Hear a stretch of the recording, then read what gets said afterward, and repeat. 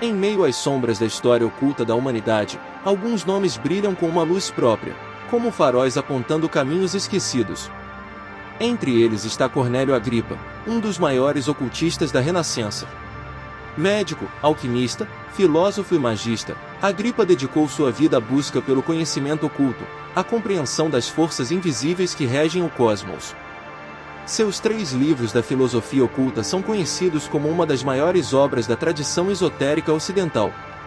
Mas existe um 4º livro, um manuscrito envolto em mistério, cuja origem e propósito ainda hoje intrigam buscadores, magos e estudiosos. Um livro que não apenas ensina magia, mas desafia os limites do visível e do invisível, o 4º livro de Cornélio Agripa. Atribuído ao próprio Agripa, o 4º livro surgiu misteriosamente após sua morte, publicado em Lyon em 1559, quase 2 décadas depois que ele deixou este mundo. A primeira pergunta que ecoa é simples, mas profunda: teria sido Agripa o verdadeiro autor? Ou este grimório seria uma fraude, uma obra apócrifa escrita por alguém que desejava se aproveitar da fama do mestre? Ou ainda, e essa é uma possibilidade que muitos esoteristas consideram, o próprio Agripa teria deliberadamente ocultado esse texto, deixando-o como um enigma, um teste de discernimento para as futuras gerações? A controvérsia em torno da autoria, no entanto, parece se tornar pequena diante da profundidade do conteúdo. O 4º livro não é uma continuação explicativa dos 3 anteriores, ele é um salto direto à prática mágica. Nele encontramos instruções para a conjuração de espíritos, descrições de ferramentas mágicas, círculos rituais, invocações angelicais e fórmulas que visam dominar forças que transcendem o entendimento humano comum. Se os 3 primeiros livros são a fundação filosófica e teórica, o 4º é a aplicação direta do conhecimento adquirido. Esse grimório mergulha fundo na magia cerimonial, um tipo de prática que não é simbólica ou metafórica. Ela exige comprometimento, disciplina, um entendimento profundo da astrologia, das hierarquias espirituais e, principalmente, da preparação interior do magista. Não é um manual de truques, é um tratado espiritual. Logo nas primeiras páginas, percebemos que estamos diante de algo mais do que um simples livro. Há uma espiritualidade densa ali, como se cada linha carregasse a presença de um mistério que não pode ser completamente revelado com palavras.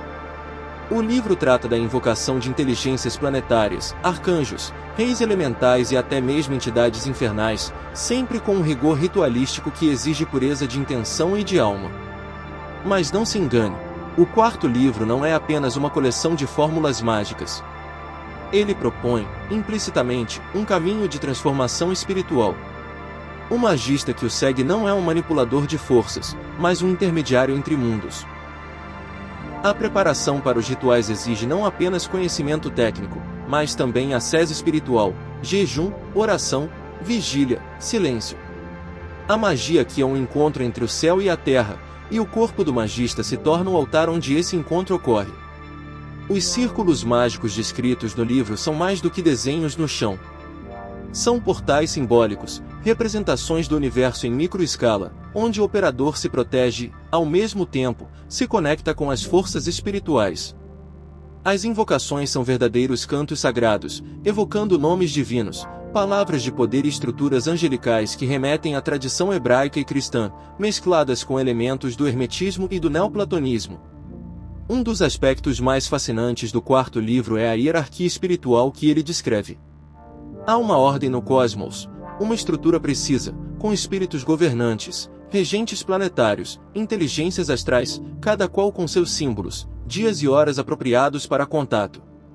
O livro nos ensina que a magia verdadeira não é caótica, mas sim profundamente ordenada, refletindo a harmonia divina do universo. Essa ordem, no entanto, exige mais do que estudo. Ela exige sabedoria espiritual, porque o verdadeiro poder só é concedido àqueles que sabem usar o que recebem. O livro adverte, de forma velada, que há riscos. Aquele que tenta comandar sem ter domínio sobre si mesmo, que busca a luz sem antes ter enfrentado suas sombras, pode acabar se tornando vítima daquilo que tenta controlar. Nesse ponto, o 4º livro se aproxima da teurgia, a forma mais elevada da prática mágica, onde o objetivo não é dominar, mas se unir ao divino. A teurgia não busca resultados materiais, mas sim a elevação da alma.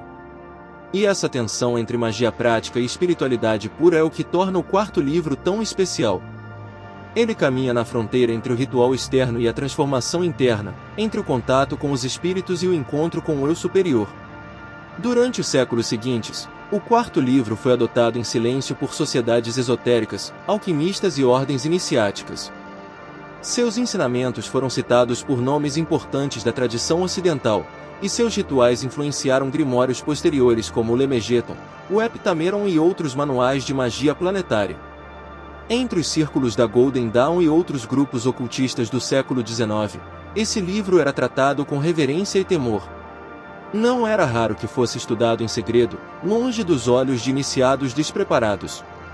A crença era clara: o quarto livro revelava segredos que não podiam ser entregues a qualquer um, pois seu conteúdo podia tanto iluminar quanto corromper, dependendo da alma que o recebesse. E talvez seja justamente esse o seu maior poder. Ao contrário de obras que prometem resultados imediatos, o quarto livro não facilita o caminho. Ele é um convite à jornada, mas não segura sua mão. Ele mostra a porta, mas quem entra precisa estar disposto a perder tudo o que é, para se tornar algo novo. A linguagem do livro, repleta de símbolos, números, correspondências astrais e nomes sagrados, não pode ser compreendida apenas com a mente lógica. É necessário um tipo de inteligência espiritual, uma escuta silenciosa da intuição, da alma. Muitos que leram o quarto livro pela primeira vez não entenderam quase nada. E está tudo bem. Porque essa não é uma leitura comum, é uma iniciação silenciosa. Agripa sabia disso? Se ele realmente escreveu o livro, talvez tenha deixado pistas, chaves simbólicas, para aqueles que têm olhos para ver. Se não escreveu, então o autor verdadeiro era, sem dúvida, alguém profundamente inserido na tradição mágica e espiritual do Ocidente. Alguém que compreendia que o verdadeiro conhecimento se esconde sob véus, e que cada véu só pode ser removido por aquele que está preparado. Mesmo hoje, em plena era digital, com PDF circulando por fóruns e redes sociais, o quarto livro continua sendo uma obra viva, pulsante. Porque ele não depende da forma, mas da disposição do espírito que o acessa. Ele continua chamando, provocando, testando. Aqueles que o encontram pela primeira vez sentem um tipo de inquietação. Uma sensação de que estão diante de algo importante. Algo que precisa ser lido com a alma, e não apenas com os olhos. E talvez, no fundo, essa seja a verdadeira função dos grimórios: não ensinar magia, mas acordar o mago adormecido dentro de cada um de nós. Nos lembrar de que o mundo visível é apenas uma casca.